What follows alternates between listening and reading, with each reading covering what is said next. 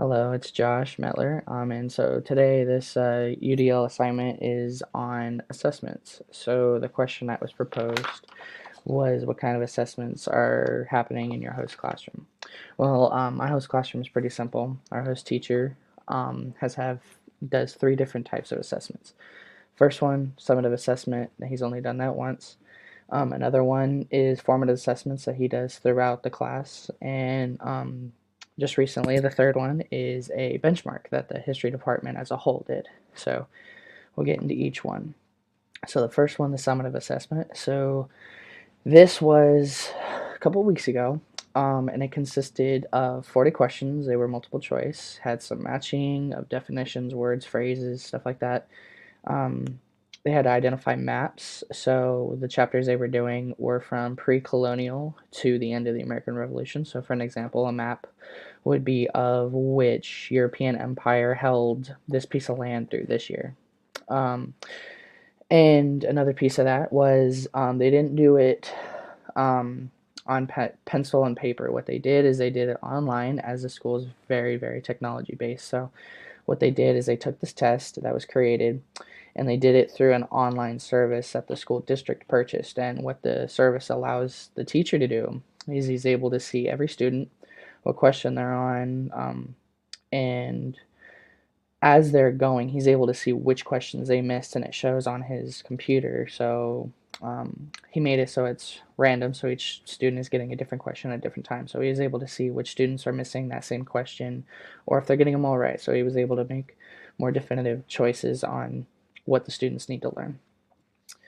The next that I'll get into is the benchmark. So the benchmark was something that the history department decided to do for all the classes. So every history class did it.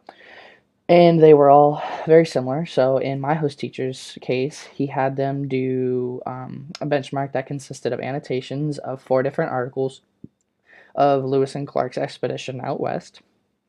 And then what they needed to do is they needed to highlight, circle, annotate everything within the lines. Then they had to do a written response to a certain prompt.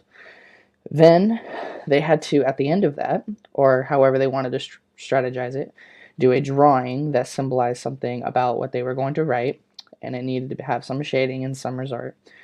And they also needed to use race, and race is something that the school is very heavy on, and race stands for the R is restating the question. So instead of just getting straight into the answer, they want to restate the question and then get into the next piece. The next A is answering all parts of the question. Of course, that's very necessary when you're answering written responses. The C stands for contextual evidence. So, of course, everything you need to do has to have some sort of evidence. You take that, you go back into the document, and you cite it and to support your evidence. And then the E was their own explanation. So, after they use whatever contextual evidence, they have to go in and then explain why they chose that or why that's significant.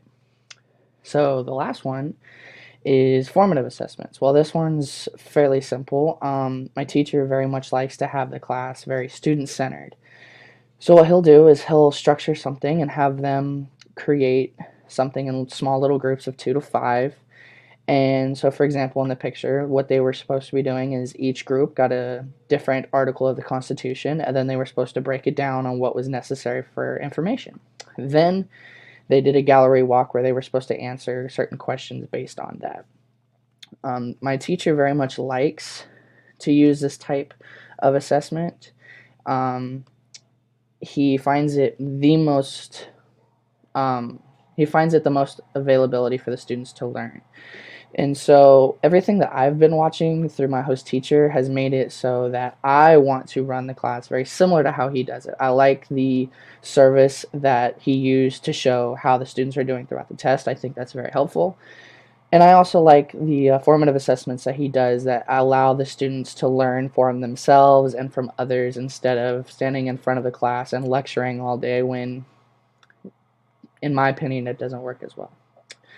So thank you. Have a good day.